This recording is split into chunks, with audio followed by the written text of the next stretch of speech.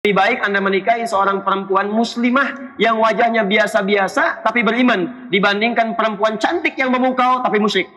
Kemudian ayahnya merasa tidak mau, ada tanggung jawab dari sejak kecilnya, sudah meninggalkannya dan ayahnya berdosa dengan itu.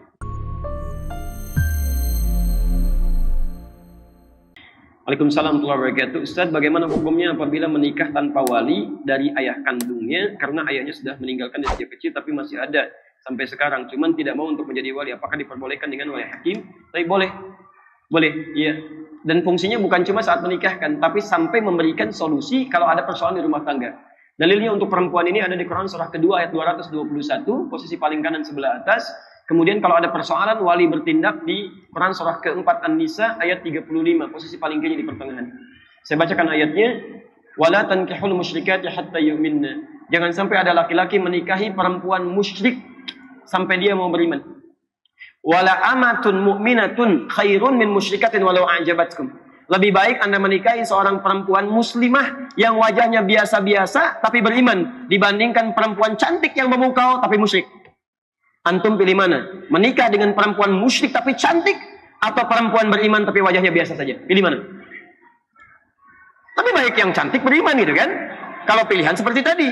Tapi kalau pilihan seperti Quran sampaikan, nggak ada pilihan kecuali yang beriman. Nah, cuma persoalannya kalau perempuan dia nggak bisa milih. Maksud nggak bisa milih ini, dia nggak bisa menikah dengan sendirinya. Mesti ada yang menikahkan supaya bisa melindungi dia dalam kehidupannya.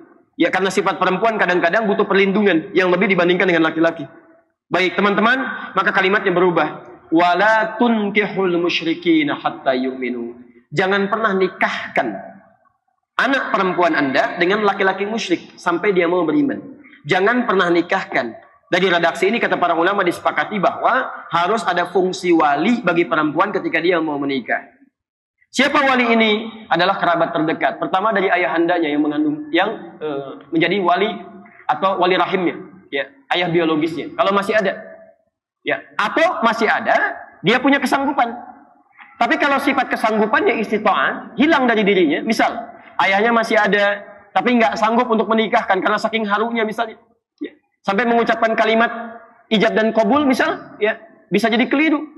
Ya, misal bapaknya Rahmat yang akan dinikahkan Asep misalnya kan, saking kelirunya, ya, oh, Ananda Asep, bapak nikahkan Ananda dengan anak Asep, ada Rahmat gitu kan. Siti anaknya Rahmat, keluar lagi saking harunya misalnya bisa keliru atau tidak baik dalam ungkapannya, maka dia boleh mewakilkan kepada wali yang lainnya.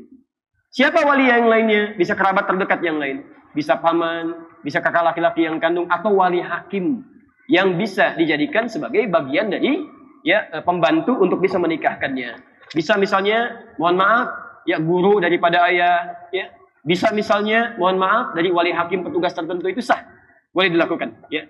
Nah, ini kasusnya yang seperti ini, itu boleh. Jadi kalau sifatnya sudah masuk kepada waktu pernikahannya, kemudian ayahnya merasa tidak mau, ada tanggung jawab dari sejak kecilnya, sudah meninggalkannya dan ayahnya berdosa dengan itu. Sepanjang dia tidak mau bertobat kepada Allah Subhanahu wa taala. Saya berdoa kepada Allah supaya ayahnya dilembutkan hatinya, mau kembali kepada ketentuan Allah dan bisa merajut kebaikan-kebaikan dalam keluarga yang tadi. Jadi hukumnya boleh, silahkan ambil wali yang lain sebagai wali hakim, dan dia tolong pilih wali hakim yang baik yang bisa memberikan dukungan-dukungan dan saran-saran kebaikan dalam hidup. Teman-teman yang ikhwan, mohon ingat kata-kata ini ya.